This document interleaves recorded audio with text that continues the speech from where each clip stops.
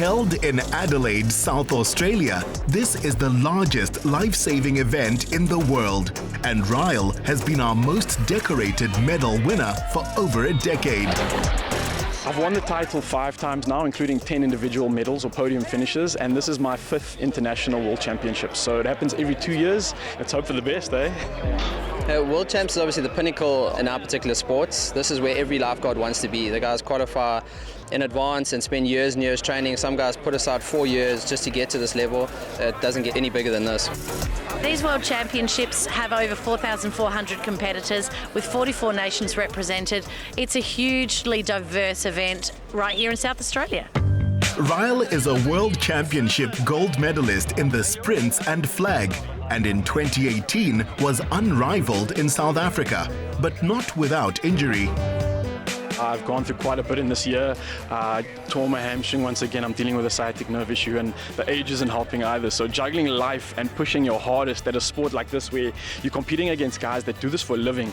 We've got an Iranian former Olympian runner over here at the moment, and we've got an Aussie former world champion and a New Zealand former world champion and their national champions out here. So there's a lot of speed out here. There's a lot of pace, and the guys have been pushing it. So this is going to be a tough one.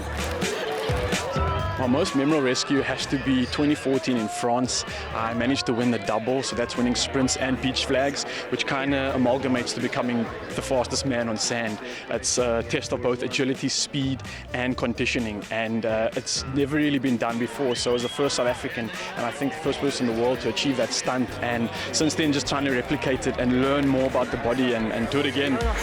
What happened in the sprint was disappointing. Ryle managed 4th place, but wasn't happy with his performance. Really angry about that race. It was mine. I think the lanes got me and everything just didn't go my way. The body didn't come to party. It was a roller coaster for the team, as Nicholas Norton had earlier taken gold in the surf ski, and his brother Dominic won bronze in the board race. Every event is about life-saving. We have a patient or the swimmer going out to the can and signaling for help. The rescuer then, with his fins and tube, will swim out to the patient and rescue them, swim them back, and the 2 carriers will bring them to shore.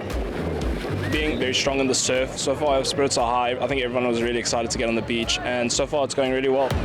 The sport is intended to encourage lifesavers to develop, maintain, and improve the essential physical and mental skills needed to rescue people. What I love most about this sport is the individuals and what it actually takes to be a lifeguard. It's not just training hard, there's a cultural side behind it as well. So it's sacrificing your time, making sure that you're competent and ready to put your hand up and save that life when someone needs it. And on top of that, you're pushing your body to the absolute limit in the ocean, running on the sand as fast as you can. It means that you're that ultimate being and you're willing to just sacrifice everything and throw it all on the line. In South Africa, water fatalities are a huge problem. So water awareness is massive, and obviously education is where it's got to start. Water safety is absolutely critical, and that's essentially what it is. It's guys here who are building themselves and racing themselves so that they can be better lifeguards at the end of the day, so they can get to someone who's in trouble quicker than anyone else can to make sure we're saving lives.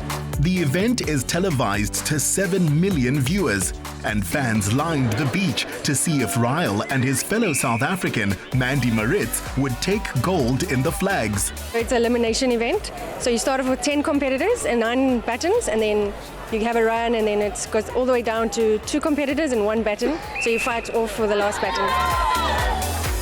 I'm very disappointed because I came 4th. I was really hoping for top 3. If you have a little bit of a bad start, it's overs, so I think I should have played it safe, but I was trying to get my main competitor out and then came short. Yeah. 4th in the world, so still very good.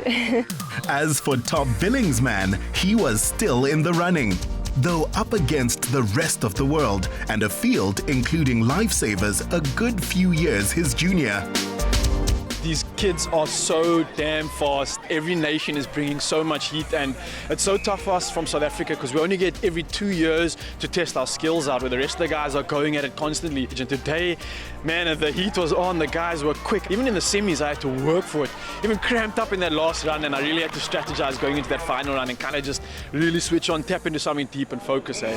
Power, explosiveness, agility, and running just the right line came together for Ryle to land the flag. Oh man, I really wanted that. That was an emotional one. It was my last chance to do it for the country, do it for everyone that's been supporting me. Oh, it feels amazing. I'm still trying to process much of it, man. Oh, it's incredible. He's an exceptional athlete. He looks after himself really well. He races really well. He's a multiple world champion. We just can't ask for anyone better than Ryle to have led this team to one of our best and biggest world champs that we've been to. After yesterday, we moved all the way up to 6th place. So I think after today, we got a couple good results again. So I think we could push for the top 5 at the least. Here was the same steel and determination which saw Ryle as a co-winner of the presenter search. Off camera, our crew were jumping up and down. It's not only for me, but everybody else back home to prove to them that, like, even though you're from South Africa and you've got a lot against us, you can still put it up there and you can still challenge the very best. So it's going to mean more than just that gold medal. It's going to mean sharing and carrying dreams and passing a baton over and proving to everybody else that you really, truly can achieve your dream, man. When the anthem played, there were more happy tears than at a top billing wedding.